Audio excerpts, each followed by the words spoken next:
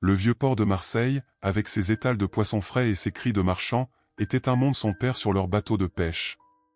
Les eaux du port, tantôt calmes, tantôt tumultueuses, reflétaient le ciel changeant de la Méditerranée.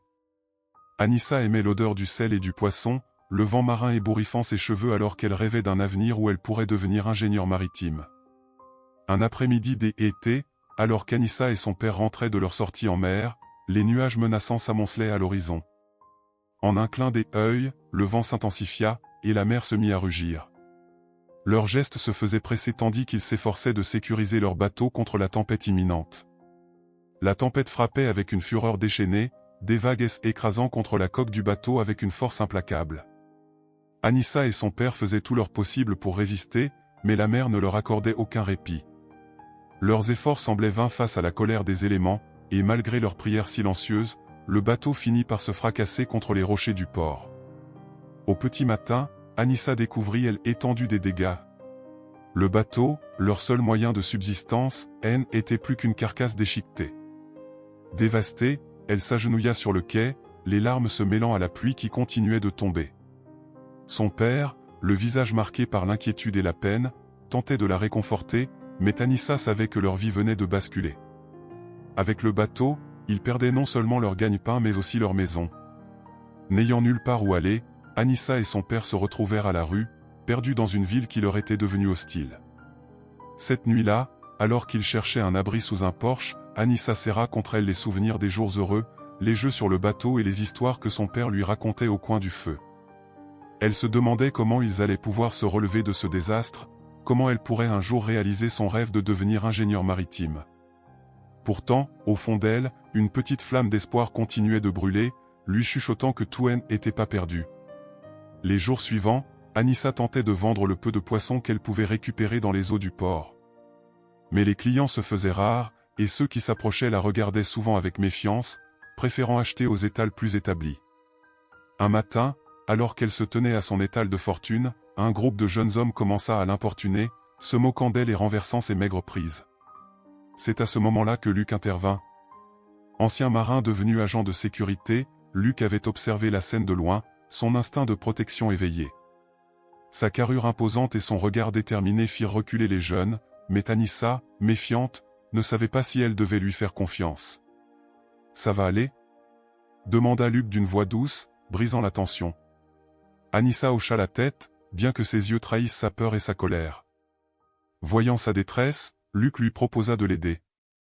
Il connaissait un endroit où elle pourrait trouver refuge et un petit travail. Anissa hésitait. Elle avait appris à se méfier des offres trop généreuses, mais elle n'avait que peu de choix. La faim et le désespoir la poussaient à accepter cette main tendue.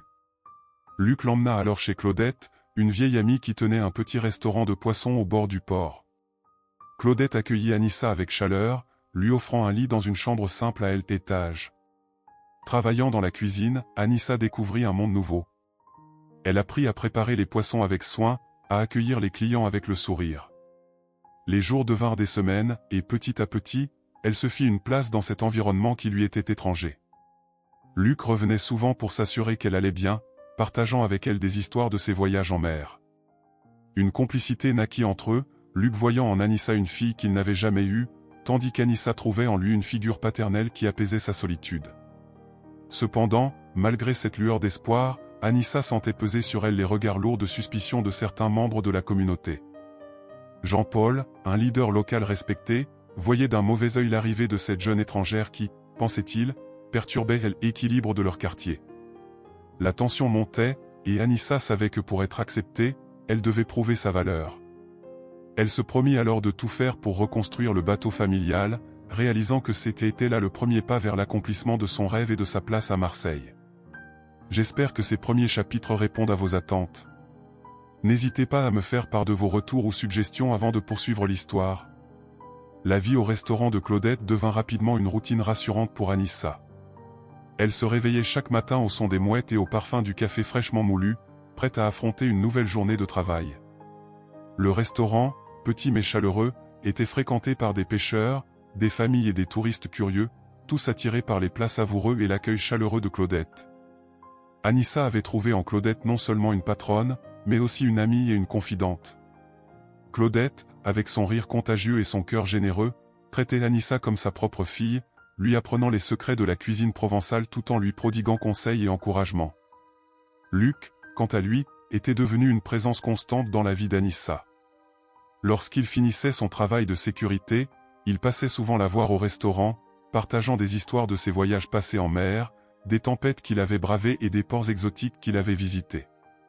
Anissa écoutait avec fascination, absorbant chaque détail, chaque leçon, comme si elle vivait ses aventures à travers ses récits. Un après-midi, alors qu'Anissa rangeait la réserve du restaurant, elle tomba sur une boîte poussiéreuse qu'elle n'avait jamais remarquée auparavant. Intriguée, elle l'ouvrit pour découvrir des papiers jaunis, des documents techniques et des plans griffonnés à la main. Son cœur s'emballa lorsqu'elle réalisa qu'il s'agissait des plans du bateau de son père, cachés ici par celui-ci pour les protéger des intempéries. En étudiant les dessins, Anissa découvrit des concepts innovants que son père avait développés, des idées qui pourraient non seulement améliorer la stabilité du bateau mais aussi augmenter son efficacité en mer. Elle se sentit envahie par une vague d'émotions, mélange de nostalgie et de détermination. Ces plans représentaient le rêve de son père, un rêve qu'elle se promit de réaliser en son honneur. Cette découverte, cependant, ne resta pas longtemps secrète. Les nouvelles se répandirent rapidement dans le quartier, attisant la curiosité mais aussi la jalousie de certains. Jean-Paul, en particulier, voyait d'un mauvais œil cette jeune fille qui, selon lui, menaçait le statu quo avec ses idées nouvelles. Il craignait que l'attention qu'Anissa recevait éclipse ses propres affaires et son influence au sein de la communauté. La tension monta d'un cran, les murmures et les regards désapprobateurs se faisant plus fréquents. Anissa, bien que blessée par ses réactions, décida de ne pas se laisser abattre. Elle savait que les plans de son père étaient sa clé pour se faire accepter et prouver sa valeur. Avec l'aide de Luc, elle commença à apprendre les rudiments de l'ingénierie maritime, déterminée à comprendre chaque détail des dessins. Luc, voyant la passion et la détermination dans les yeux d'Anissa, décida de l'aider de tout son cœur. Il lui enseigna tout ce qu'il savait sur la construction navale, l'accompagnant dans ses recherches et l'encourageant à persévérer malgré les obstacles.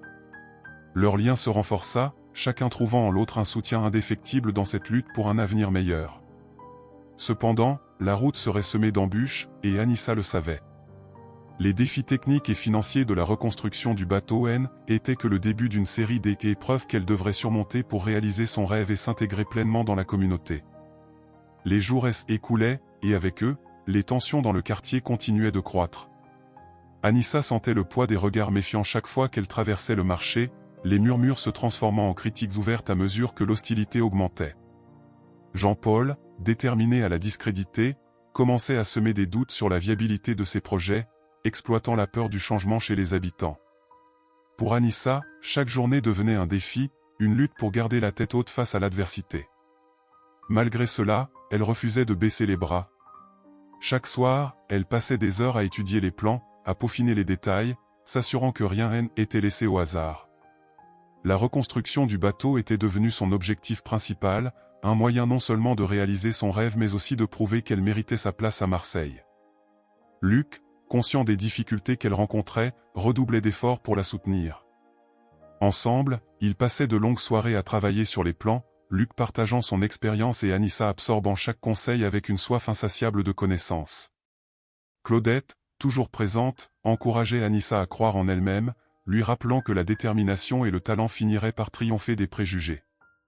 Un soir, alors qu'ils discutaient autour d'un café, Luc proposa à Anissa de présenter les plans lors d'une réunion de quartier. Il croyait fermement que si la communauté voyait la passion et l'intelligence derrière le projet, elle pourrait être convaincue de son potentiel. Anissa, bien que nerveuse à l'idée de se confronter publiquement à ses détracteurs, accepta le défi. Elle comprit que pour gagner la confiance des habitants, elle devait leur montrer la valeur réelle de son travail. La nouvelle de la présentation imminente se répandit rapidement, exacerbant encore les tensions. Jean-Paul, en particulier, se préparait à contester chaque point qu'Anissa pourrait soulever, déterminé à la faire échouer. Cependant, Anissa savait qu'elle ne serait pas seule. Avec Luc et Claudette à ses côtés, elle se sentait prête à affronter l'opposition, convaincue que son travail parlerait pour elle. À mesure que le jour de la présentation approchait, Anissa ressentait un mélange d'appréhension et d'espoir. Elle savait que l'enjeu était grand, que cette occasion pourrait être décisive pour son avenir à Marseille.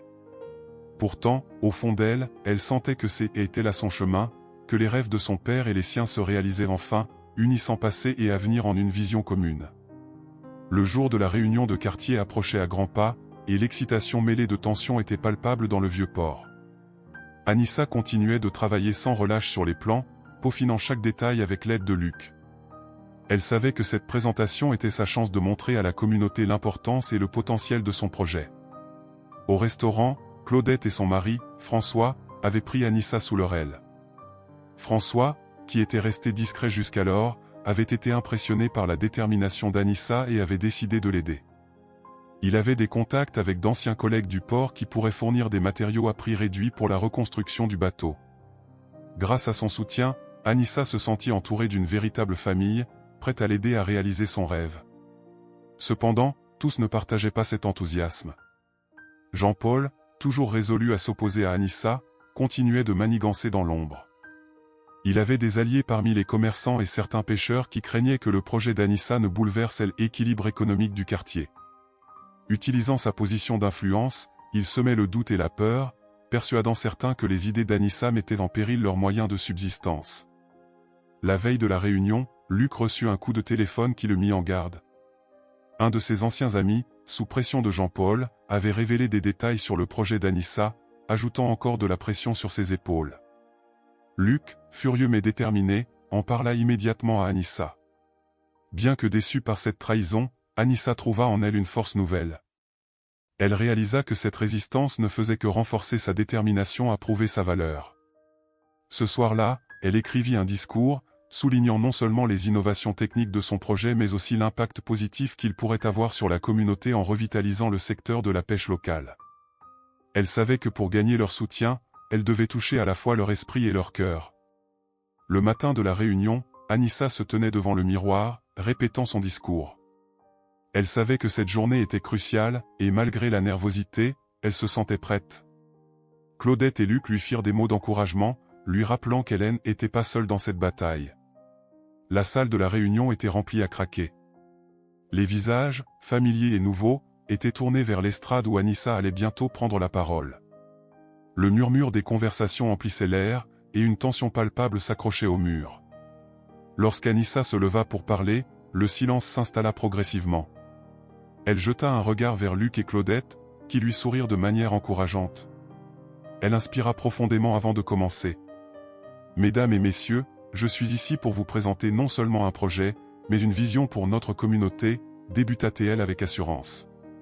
Ce bateau n'est pas seulement un moyen de subsistance pour moi, il représente une opportunité de croissance pour nous tous. » Anissa poursuivit en expliquant les innovations de son père, détaillant comment ces modifications pourraient augmenter les prix et réduire les coûts d'exploitation. Elle évoqua les bénéfices potentiels pour la communauté, des emplois supplémentaires à la possibilité d'exporter leurs produits vers d'autres marchés. Son discours était ponctué de chiffres précis et d'exemples concrets, témoignant de son travail acharné et de sa préparation méticuleuse. Cependant, Jean-Paul ne resta pas silencieux. Il se leva brusquement, interrompant Anissa. « Ces idées sont peut-être bonnes sur le papier, mais qui nous dit qu'elles fonctionneront dans la réalité? Je ne pourrais pas être ici sans vous. Merci pour tout ce que vous avez fait pour moi. » Luc, les yeux brillants d'émotion, serra Anissa dans ses bras. « Tu mérites chaque succès, Anissa. Va réaliser tes rêves. » Anissa savait que ce n'était que le début de nouvelles aventures. Elle avait trouvé sa place à Marseille, s'était forgé une nouvelle famille et avait appris des leçons précieuses sur la résilience et la communauté. Avec le soutien de ceux qu'elle aimait, elle était prête à s'engager dans ce nouveau chapitre de sa vie, honorant l'héritage de son père et construisant un avenir qu'elle avait autrefois seulement osé rêver. En regardant le bateau éloigné vers l'horizon, Anissa se sentit remplie d'espoir et de détermination. Elle était prête à embrasser l'avenir avec confiance, certaine que de grandes choses l'attendaient encore.